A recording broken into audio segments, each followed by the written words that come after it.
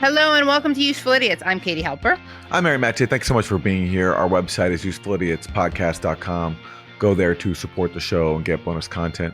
On this week's show, we'll be hearing from two returning guests, Craig Mokhiber and Mouin Rabbani, about the so-called Gaza ceasefire, which really is just following the pattern of previous so-called ceasefires involving Israel, where you cease and we fire. And that's what Israel's doing. Israel's continuing to attack Gaza. Israel's continuing to block aid into Gaza. Israel is continuing to lie and deceive the public, true to form. So we'll be talking to these two distinguished guests about that and a lot more. And in combination, they're a great combination. So should we get started with our four basic food groups? Democrats suck, Republicans suck. Isn't that weird? Isn't that terrible?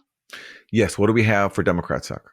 Oh, yeah. So for Democrats suck, Aaron, you shared on one of the rare occasions on this show in which you kind of open up about your extracurricular activities, which are, of course, so limited because of your commitment to this show, to the Gray Zone, and your forthcoming book. Sure. But you let us in on the personal life of Aaron Mate. Mm-hmm. Now, you're pretty open about your youthful personal life. Like, we know about your rock stopping gangs. We know about your career as a child actor, working for the arms industry, unfortunately. But again, really appreciate your candor. But this Monday morning, we got a sneak peek into a podcast that you listened to, and that is WTF, hosted by Maron, and you were devastated. Do you want to tell people about it, or do you want me to summarize? Well, I'm sorry. I feel like I kind of wasted the audience's time. I went off on this little rant about how upset I was that Marc Maron, for his last WTF podcast, which is all about comedy and, being vulnerable and raw honesty, he chose like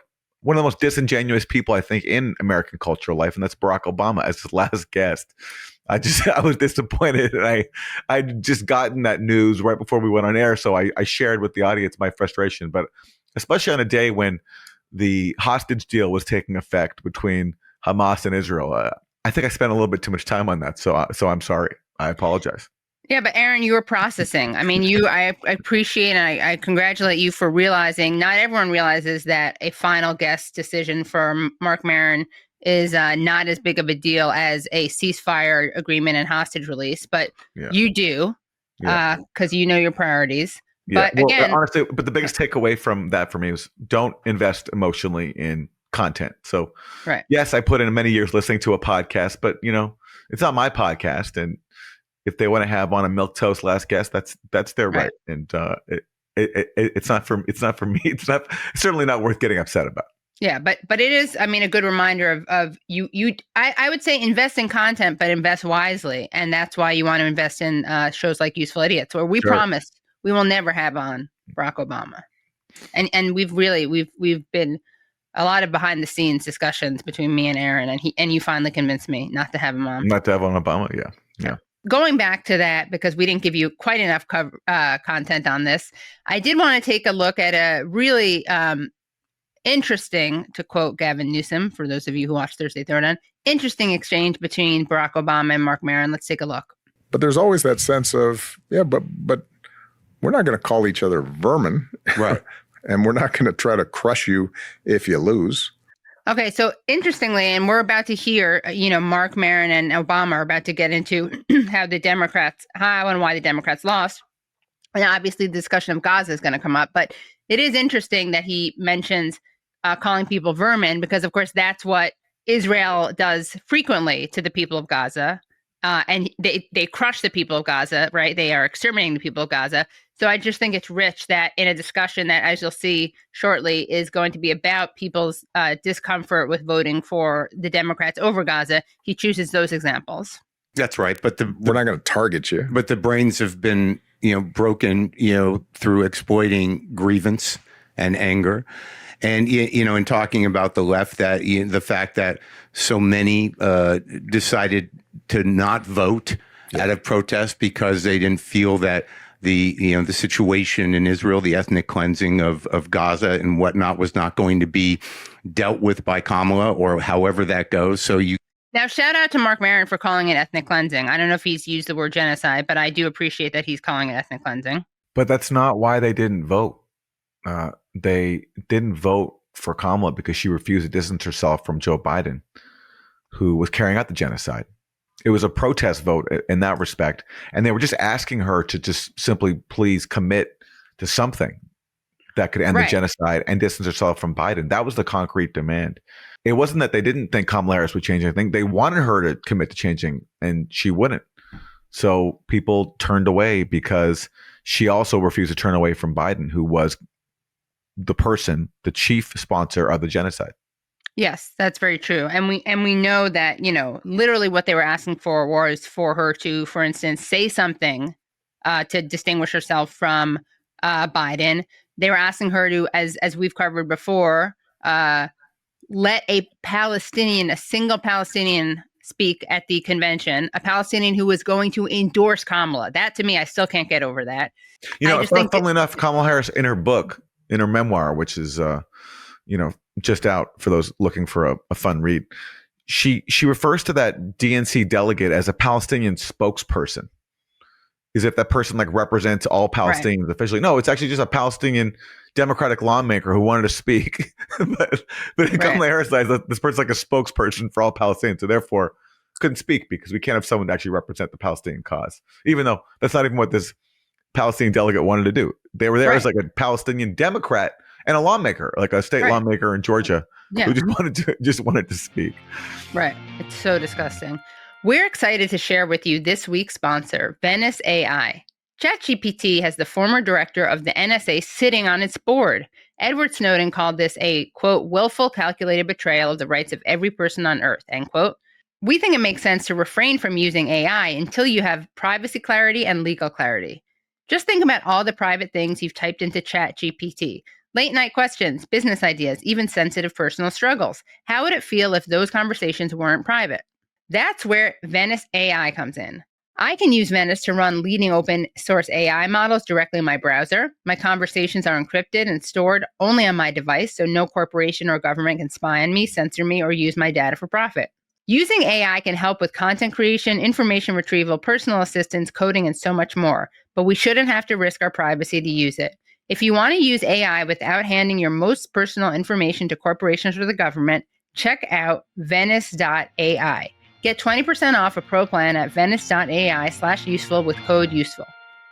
This protest vote of people not willing to make a compromise for what you used to talk about as the incremental progress. Yeah. But what incremental progress? Because the problem is Kamala wasn't even promising incremental progress on the genocide. She was just saying that Israel's a right to defend itself and Hamas committed mass rape. And she was saying all the talking points that were used to sustain the genocide. So on that core issue, because I'm sorry, Marc, I mean, for some people, genocide is a red line.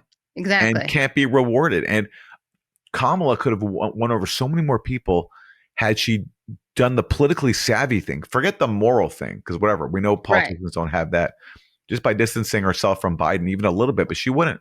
Exactly. No one was calling for perfection, right? I mean, I think that they always love to pretend this is like political purity. And, Aaron, you've made this point a lot, and I have to co-sign this, and I'm almost afraid to, because we may lose some followers and be accused of being libs. But I do think Trump, in many ways, of course, is worse than. Of course he is. It's not even a question. It's not even a question on every domestic issue. On domestic issues, not even close. And look what, even on his pledge to end the endless wars, well, he's completely violating that. He bombed Iran. He's fomenting regime change in Iran. On the Gaza genocide, he let that go on. He supported Israel imposing a full-blown starvation siege. Now, of course, you have to, if you're being honest, though, he did finally end at least this phase of the genocide, which Biden refused to do. So would Kamala have done the same thing? It's a counterfactual now. But look, Kamala wouldn't have cut Medicaid, at least to the extent that Trump has. Wouldn't have, and also wouldn't have been overseeing these cruel ICE raids. So yeah, of course. I mean, I personally believe we'll talk about the ICE stuff a little bit later, but yeah. I mean, I think there's such a compelling argument for lesser evil voting. Unfortunately, because there's a genocide going on, and because Democrats refuse to distance themselves from it, they made that impossible for so many people who just see genocide as a red line. Yeah. I agree. On the immigration stuff, I slightly disagree with you. We'll get into that in a second. They certainly wouldn't do the spectacle of violence that Trump is doing. But let's watch a little bit more. And I'd tell them, better's good. Yeah. We're not going to get to perfect. Right. Right. Again, but what was the better that Kamala was offering? on genocide. Yeah, on genocide, she was offering nothing. She was basically lying to people and getting others to lie, saying that she was working to end. But she wasn't. They were fueling the genocide, and that's what made it impossible to get behind. And yeah, look, is the Affordable Care Act, Obamacare, is it better than previously? Yes. Well, if you look at the fact that it did cover more people, yes, it is better. But it's like, again, that's assuming there's no other options. And for example, Obama abandoned even a public option in the fight for the Affordable Care Act. Now, what if he had decided? Now, I realize he didn't have the votes for it, but if you don't have the votes, you either can just say, all right, I don't have the votes, or you can say, hey, I'm a pretty popular president, given a mandate for change. I'm a charismatic politician. I have a lot of rhetorical gifts. I can inspire people if I want to. Why don't I get out there and try to rally for a public option? And he didn't. Right. So it's like, yes. Yeah, shift the Overton window, right? At the very least. Sure. But he changed the conversation. Yeah, exactly. But he consistently chose not to really use his political capital to fight for anything. Listen, is it better than the alternatives? A lot of what Obama did? Yes. And is Obama personally like a hardcore neocon like Joe Biden was, or George W. Bush, Clinton, or all the people around Trump? No, he's not. But again, the question for him is, did he go as far as he could in using his own political capital, his own political talent to push for something better? And I think the answer is resoundingly no. And of course, there's also the whole Wall Street bailout, where he bailed out Wall Street for not Main Street and let people lose their homes. Yeah. But still, are the things he does that were better than others? Yes, absolutely. Yeah. All right. For Republicans suck, let's check in on Donald Trump. He's having a big week. He negotiated the hostage exchange deal between Israel and Hamas. He claimed that not only did this end the Gaza crisis, but it's brought peace to the Middle East. It's a new dawn. All fiction, of course, because none of the underlying problems have been addressed by Trump's deal. All they did was do a hostage exchange while leaving Palestinians still under a brutal military occupation and leaving the people of Gaza in continued isolation and suffering, with their homes all now destroyed by U.S. bombs given to Israel. Trump went before the Israeli Knesset, the Israeli parliament, and gave a triumphant speech. And the most illuminating part came when he talked about who's influencing his policy. It says, I kept my promise and officially recognized the capital of Israel and moved the American embassy to Jerusalem. Isn't that right, Miriam? Look at Miriam. She's back there. Stand up, Miriam. Stand up. Miriam and Sheldon would come into the office. They'd call me. He'd call me. I think they had more trips to the White House than anybody else I can think of. Look at her sitting there so innocently. She's got $60 billion in the bank, $60 billion. And I think she's saying no more. And she loves Israel, but she loves it. And they would come in, and her husband was a very aggressive man, but I loved him. He was a very aggressive, very supportive of me. So what Trump is saying there, and he said this before, but now he's reiterating it in front of the Israeli parliament, that he did the bidding of pro-Israel oligarchs, Miriam and Sheldon Adelson, by moving the U.S. embassy to Jerusalem, which, by the way, was a major factor in October 7th, because Hamas was seeing the continued Israeli takeover of East Jerusalem and the Muslim holy sites there, which Trump had encouraged by moving the U.S. embassy to Jerusalem, and thereby sort of continuing this campaign to recognize Jerusalem as being fully the territory of Israel and not of Palestine, where the heart of Palestinian life is East Jerusalem. That's where the Al-Aqsa compound is. So here's Trump bragging and flaunting how much he does the bidding of pro-Israel oligarchs. Now, imagine if he had gone to Russia, stood in front of the Russian flag inside the Russian parliament, and bragged about how pro-Russian oligarchs got him to carry out policies favorable to Russia. I mean, this would have been a national meltdown from a media and political class obsessed with proving their conspiracy theory that Trump was a Russian agent and was controlled by and financially compromised by Russian oligarchs. Trump says this about Israel First oligarchs, and everyone's like, yeah, whatever, it's normal. So I just when I hear this, I think, wow, how corrupt is our system that Trump can just openly admit to being bought by Israel First oligarchs, and B, how much time and energy did so many people waste chasing this mythical rabbit hole about Trump being controlled by Russia when he's openly flaunting the fact that he does the bidding of Israel first oligarchs. It's like Israel firster, openly. The White House, despite being so openly Israel first, is upset. They're not getting any gratitude from people who support Palestinian rights. Here is the White House press secretary, Carolyn Levitt.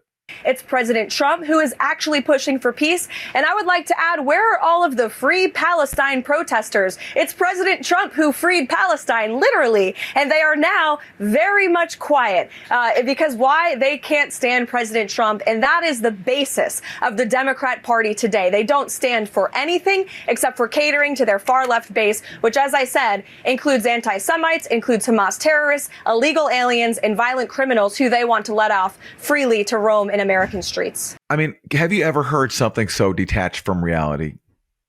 Like, you're claiming that Trump freed Palestine. Why? Because he paused the genocide of a people who are still under a brutal military occupation, whose homes in Gaza have been destroyed, whose homes and land is still being stolen in the occupied West Bank by fanatical Israeli settlers. Is Marwan Barghouti, has he been freed? He's Palestine's most popular political leader. It was just revealed that Israeli prison guards broke his ribs as part of his prolonged torture because he represents, for so many Palestinians, their struggle for freedom and self-determination. I mean, it's just so insulting and so detached from reality to claim that Trump freed Palestine. But that's the Trump White House. They just, they'll say anything if it could mean praising the dear leader. Yeah, it's really, it makes the Democrats sound like the most honest people in the world, which is saying a lot. All right, what do we have for Isn't That Weird?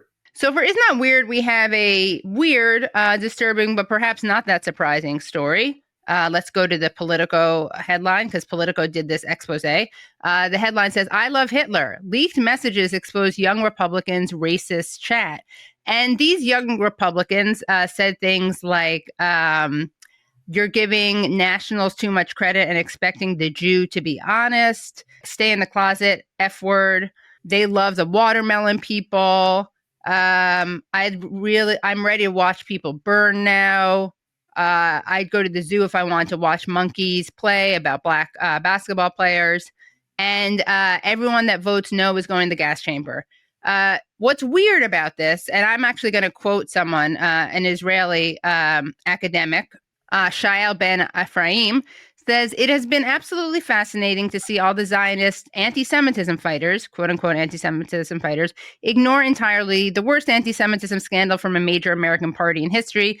That is because they are in no way interested in fighting anti-Semitism," which is true. And again, it is incredible that they've been silent on these statements that are, praising Hitler, saying that they're going to send people to the gas chamber, saying you're expecting Jews to be silent. It's weird, but it's predictable because, as we've pointed out, the people who claim to care about anti-Semitism are really, not only are they fine with it, they're fine trivializing it by saying that anti-Zionism is anti-Semitism, which we know it's not. And they're fine with anti-Semites as long as they're pro-Israel. But here's another weird part of it. Let's take a look at what House Speaker Mike Johnson said when he was asked about it. Young Republican or the organization, whoever that, I don't know who any of these people are. I never heard of them. Somebody posted a photo of me standing next to these guys. We're in tuxedos. Obviously, I think it was at the inauguration, and people were just coming up and asking for selfies with 1,000 of them. I don't know. I never heard of that person in my life. So, he did get his photos taken with them, and maybe he didn't know them that well, but chances are he knows about this organization. And of course, Mike Johnson is someone who called the people, the nonviolent protesters at the encampments, many of whom were Jewish, he called them anti-Semites, but he's okay taking photos with actual anti-Semites. I'm sure these young Republicans would say, oh, we're just kidding around, we're just being goofy, just shock humor, we're being ironic, whatever. The bottom line is it's just exposes the hypocrisy of the people like Mike Johnson and all the Republicans, and a lot of Democrats too, who freak out about campus protesters against genocide, accuse them of being anti-Semites. If they could find group chats from campus anti-genocide protesters anywhere near remotely as offensive as these chats were, they'd be shutting down the schools. Exactly. With these young Republicans, like, it's whatever. I don't know them, and I'm sure that they're just goofing around. Like, he didn't feel pressure to disavow getting his photo taken with this guy, which again, he would have never gotten his photo taken with someone who's pro-Palestine in the first place. But if, let's say, he had, and this pro-Palestine person had said, like, we believe in rights for Palestinians, I'm sure he would be apologizing and disavowing it, as opposed to kind of like dismissing it. We've got a sponsor you're going to want to hear about. It's American made, it's built to last, and it's stylish too. It's American Giant. We wear American Giant. Here's why you should too. They're making high quality, long lasting clothes that never go out of style. As presidents come and go, as years go by, and as seasons change, your clothes won't have to. Born from a commitment to support the communities that create its products, every American Giant piece is made in America and designed to last. No exceptions. American Giant makes staples that are anything but basic. Try their classic full zip hoodie, which Slate magazine called the greatest hoodie ever made. Or the premium Slub Crew tee, no BS high-rise pant, and slim roughneck pant featured in Giant magazine issue 2. It's the kind of difference you'll feel and appreciate for years to come. And save 20% off your first order at american-giant.com when you use code USEFUL at checkout. That's 20% off your first order at american-giant.com. Code USEFUL. Isn't that terrible? Let's turn to Trump's current and former U.S. ambassadors to Israel. That's David Friedman and Mike Huckabee. They're in Israel, and they got together to show their musical chops. And I got to say, as a bass player myself, Mike Huckabee. You're a bass player? Yeah, I am. What? But Mike Huckabee decided to use his bass playing talents for something really terrible. It's a rendition of Sweet Home Alabama, and just cover your ears in advance, everybody. It's tough. Torah scrolls keep on turning. Just 2 days and we are through. Then we start from the beginning. Hashem's holy words begin anew. We all have come to help Hatzalah, and we want to help it thrive. Based right here in God's holy city. Throughout this land, it's saving lives. Sweet home, Yerushalayim. Yeah! By the way, I got to give Mike Huckabee credit here. He does seem to realize that he's participating in something disgraceful. No joy on his face. David Friedman seems to be enjoying himself. Mike Huckabee, I don't know if he's upset about the guy's voice, Elon Gold, or if he's upset about being such an open shill for Israel. Probably not. Or if he just knows it's a musical travesty, but almost makes me respect Mike Huckabee. Sweet home, Yerushalayim.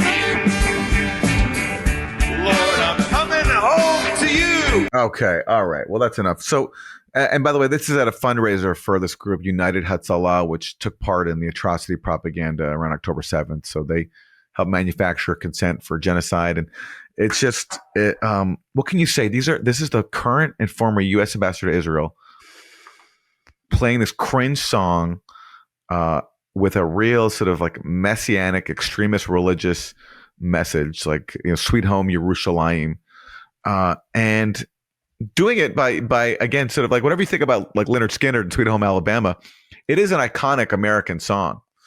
And it just underscores that like these people who claim to be America first are just constantly selling out their own culture, their own country to put Israel first, the point where they're defiling a iconic American song. Whatever you think of Leonard Skinner's right, message. Politics, yeah. Torah scrolls keep on turning, just 2 days and we are through. Then we start from the beginning. Hashem's holy words begin anew. Just awful writing. But Aaron, okay, I did not know you played the bass. Maybe we can do our own cover of that song. I'll write the lyrics with you. We can write the lyrics, and you can play the bass. And maybe we'll even do a live performance of it. That's or probably like a band off against Mike Huckabee and David Friedman. That would be really good. That'd be wild. Yeah, we'll stay. I play decent enough guitar, so yeah. All right, we'll stay tuned for that, everybody. Yeah. And those have been your 4 basic food groups.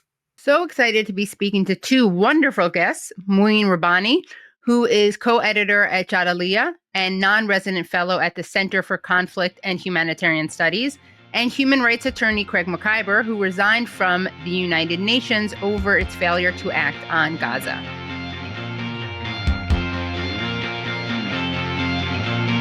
Thank you so much for joining.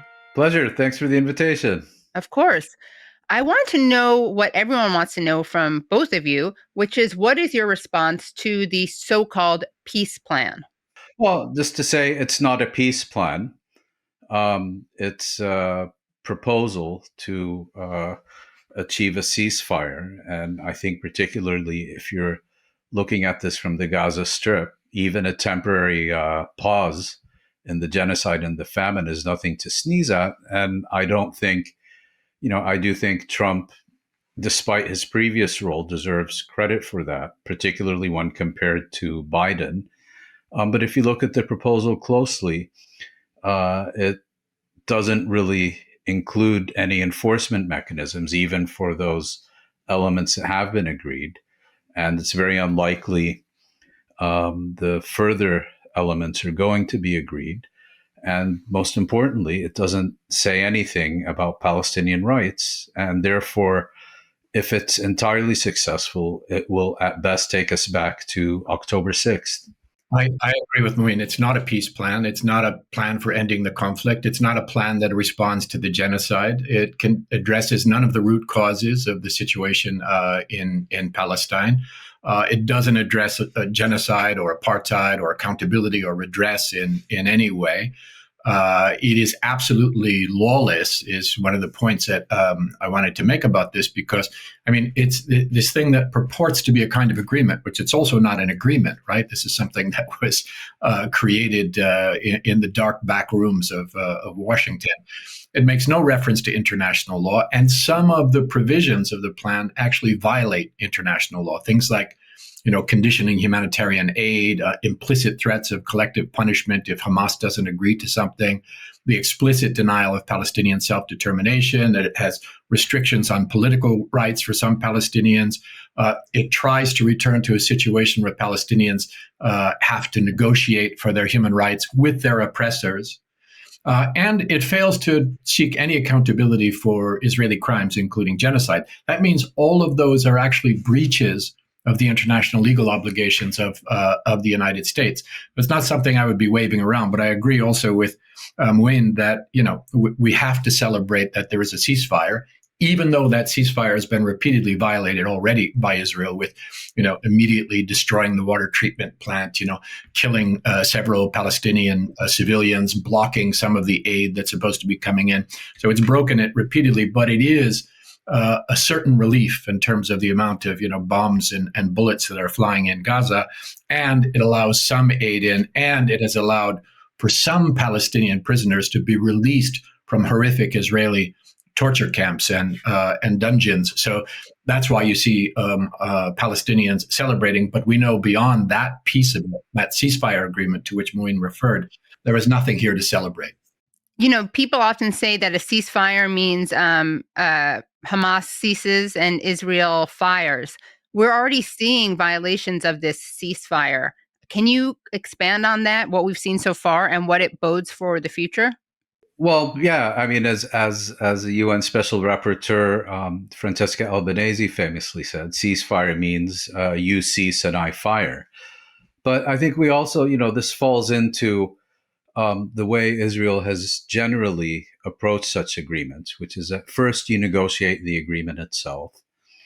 Then you have a second negotiation about the terms of implementation of what has just been agreed, in which Israel treats the previous agreement as fundamentally irrelevant. And then you have the implementation of the agreement, where Israel treats what has previously been agreed as kind of an expression of a preferred opinion rather than a binding obligation. And that's exactly what we're seeing now. Craig, correct me if I'm wrong, but Israel was required to free 250 Palestinians serving life sentences. It released only 195. Is that correct? That's right. Yes. A number of those who were supposed to be sent to their homes in the West Bank were at the last minute deported. This was not an exchange of captives. This was an agreement that essentially was a release of captives in exchange for a pause and potential end to the genocide. Yeah, and even here, this situation of captives is just one of the many parts of this so-called plan that are so heavily weighted in favor of the Israeli perpetrator and against the besieged and persecuted Palestinian people that you see why this plan has no legitimacy at all. I mean, in the best case scenario under this plan, you were to have the release of all Israeli captives. That has happened now. That it's a few dozen captives, including a lot of military POWs. That had to take place within 72 hours. So all Israeli captives within 72 hours. The release of Palestinian captives unlawfully held by Israel, of whom there are 11,000 plus, was only to include a small portion of those who were held at some unspecified time after Israelis are returned. And so all this vagueness written in is to make sure that Israel isn't held accountable for its breaches of the agreement, while Hamas is to be held accountable for every comma and period. In all, that means best case scenario, less than 2,000 of the 11,000 Palestinian captives held by Israel are to be released. And the same thing on these remains of deceased captives. The remains of some, I think, 25 Israeli captives that were being held in Gaza are supposed to be exchanged, while the remains of 2,000 deceased Palestinians are held by the Israeli regime. And the plan only stipulates that all Israeli remains are supposed to come back, but only a portion of the Palestinian remains. And again, very precise in accountability for the Hamas side, very vague in terms of the responsibilities of the Israelis, even with this very unbalanced and non-credible plan as written. There's been some debate over how strategic an agreement this was. What are your thoughts on this from Hamas's perspective? I think that's partially correct. I think there were two key turning points on the road to this agreement. The first was indisputably the Israeli bombing of Qatar. That demonstrated to Washington's Arab client regimes that despite their alliance with the United States and despite the security guarantees they have from Washington, that the U.S. would either support or passively acquiesce in Israel bombing them. And of course, from their point of view, the U.S. security guarantee doesn't apply solely to Iran and their own populations. It applies to anybody. Seeing Washington authorize or at least do absolutely nothing to stop the U.S. bombing of a residential quarter in the capital of a GCC member state, I think really spurred them into action in a way that 2 years of genocide hadn't. And so on the sidelines of the UN General Assembly, they met with Trump and impressed upon him the importance of addressing this issue before the entire region goes up in flames. And the second strategic turning point was that Trump actually listened. These pleas were being made by governments who had either promised to invest vast sums of money in the U.S. economy or had nominated him for the Nobel Peace Prize, or with whom, as in the case of Turkey, he has longstanding good personal relationship. And he listened, and subsequently they agreed a 21-point proposal. Then Netanyahu lands in Washington, manages, if not to overhaul the agreement, at least to revise it in fundamental respects, ironically, including deleting a clause from that agreement that called upon Israel to not conduct any further bombings of Qatar, which is, how this all started. But nevertheless, even with as close to a tailor-made proposal as he could get, Netanyahu was still reluctant to accept this agreement, still went into it unwillingly, but Trump basically left him no choice. And this demonstrates the extraordinary leverage Washington has over Israel. It takes no more than an order, than a phone call. And is that a strategic turning point? Yes, in the sense that Trump gave Israel its marching orders, but no, in the sense that we've known all along it would take no more than an order from Israel, from the U.S. to Israel, and we would arrive at this point. But in terms of, transforming the regional equation, the way, either the October 1973 war or the Oslo Agreement did, I wouldn't say that it has.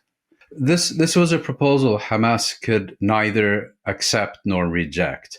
It couldn't accept it because the proposal essentially demanded that Hamas commit organizational suicide and capitulate on Palestinian rights in addition to Palestinian national aspirations.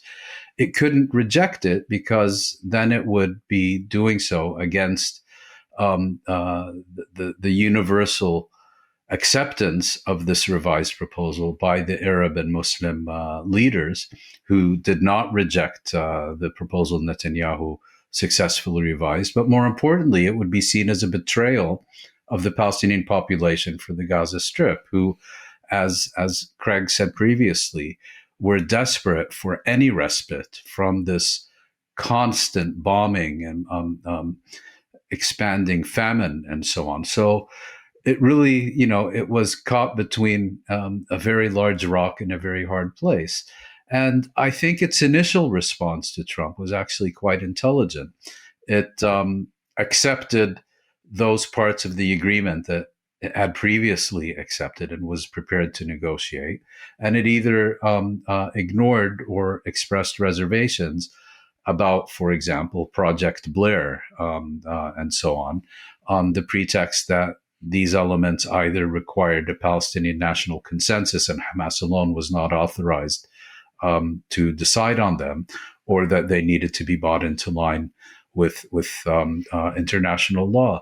And perhaps most importantly, it appealed to Trump's narcissistic vanity by thanking him personally for making this proposal. And it worked. Trump actually reposted Hamas's response on his social media, claimed that they had accepted.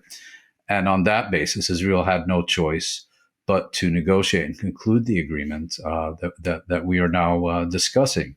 Is it a good agreement for Hamas? Well, again, Hamas went into this wanting a much more meaningful exchange of captives, and it basically exchanged captives for a pause and potential end to the genocide. On the other hand, it has survived, it hasn't capitulated, it hasn't surrendered, and Palestine question is now once again at the very center of the global agenda. Will it remain there until it is addressed in a meaningful way? That's, I think, a very open question. But the other point I'd like to make is this agreement is designed, if it is prolonged and continues, to essentially once again ensnare the Palestinians into an Oslo-like process. Endless negotiations about nothing that achieve nothing, but this time with an even lower political ceiling than the low political ceiling of Oslo.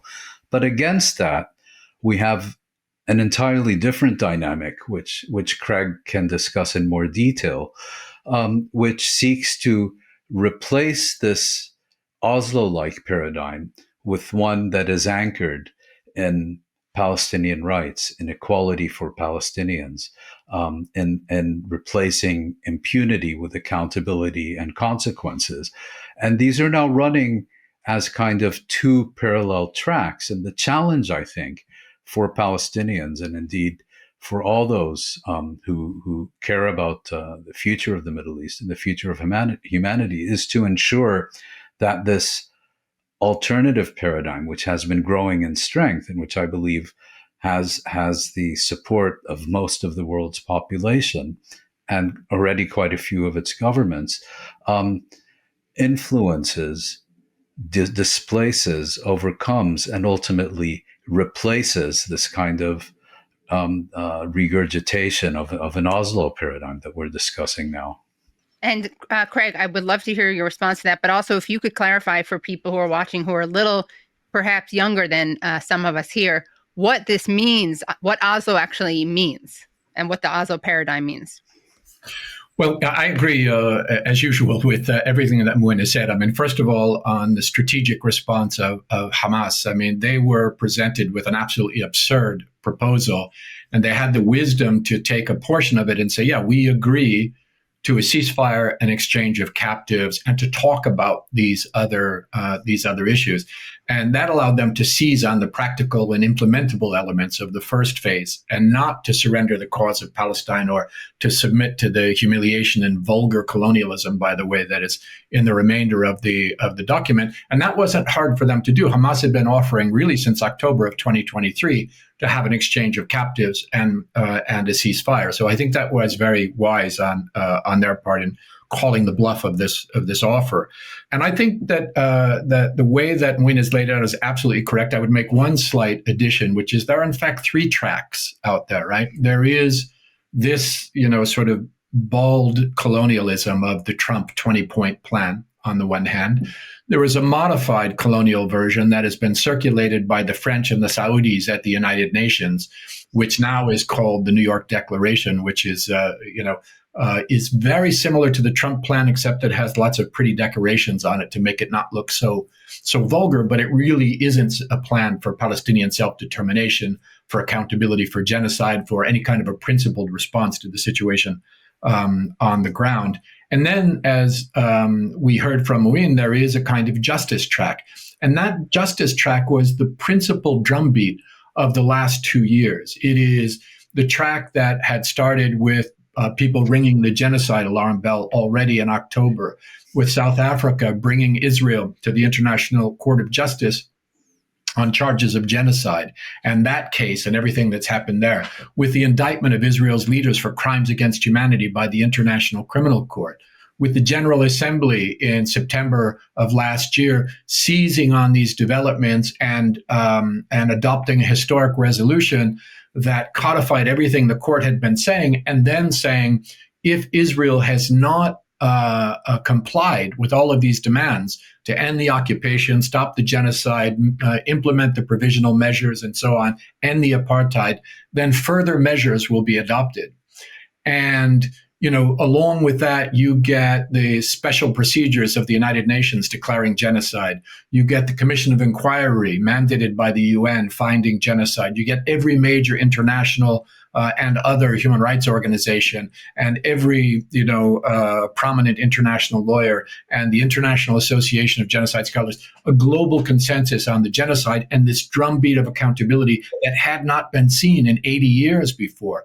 And it was that deadline that was coming up that just passed in September of this year, where there's supposed to be further measures that mobilize the West principally, but also Israel's allies, however covert, in the region, to really try to come up with an alternative to that justice and accountability track. And instead to come up with these vulgar, as I say, plans like the French-Saudi New York Declaration, and then ultimately the Trump response. And that means that the ball is very much in the court of global civil society, because across regions, the people of the world have been demanding justice, accountability, an end to the crimes of the Israeli regime, redress for the Palestinians and so on. And, the hope, I think, and those who are coming up with these other vulgar plans, is that, they can distract attention away, as Mouin says, get back to the status quo ante that existed not just on October 6th of 2023, which was already cruel enough, but those 3 decades where the Palestinians were told they have to negotiate with their oppressor for their rights, and that the mediator in that process is going to be the co-perpetrator of the United States. And then behind that smokescreen of some kind of a political process, continued Palestinian dispossession and persecution, Israeli war crimes, crimes against humanity, ethnic cleansing, and the continued normalization of the Israeli regime. And that's what they're hoping to get back to. And the only check on that now is, I think, is the people. And I want to say one other thing about this. The advisory opinion of the International Court of Justice last year explicitly found that Oslo paradigm where you tried to force the Palestinians to negotiate for their rights with the oppressors was not a lawful paradigm, and that it needs to end. But that's not the way to proceed anymore. This is an attempt by the US and France and Saudi and others to try to bring back the stinking corpse of Oslo and to recreate that paradigm and to move on to the normalization of the Israeli regime. The check on that is global civil society, global movements, and all of us. I wanted to ask you guys about a Truth Social post by Donald Trump, peacemaker that he claims to be, Donald Trump. This is from Thursday. If Hamas continues to kill people in Gaza, which was not the deal, capital D with deal, we will have no choice but to go in and kill them. Thank you for your attention to this matter. What is your response to that? Well, he has a point. The agreement was that only Israel would continue to kill people. And to hear the rest of the interview, please go to usefulidiotspodcast.com. Well, that was great. And I always learned so much from those two guests, both individually, and then you put them together and it's like crazy sparks, intellectual, political sparks. And that's our show. Thank you so much for tuning into Useful Idiots. Our website, again, is usefulidiotspodcast.com. Go there to support the show, get bonus content. We'll see you next time. Bye, everyone. Thanks so much for listening to and watching Useful Idiots. For extended episodes, bonus content, and our weekly Thursday Throwdown episode, please subscribe at usefulidiotspodcast.com. Support the show for free by subscribing on YouTube, Rumble, and wherever you get your podcasts. And if you like the podcast, don't forget to rate and review. You can also follow us on Twitter at UsefulIdiotPod. Thanks for supporting independent media. We'll see you next time.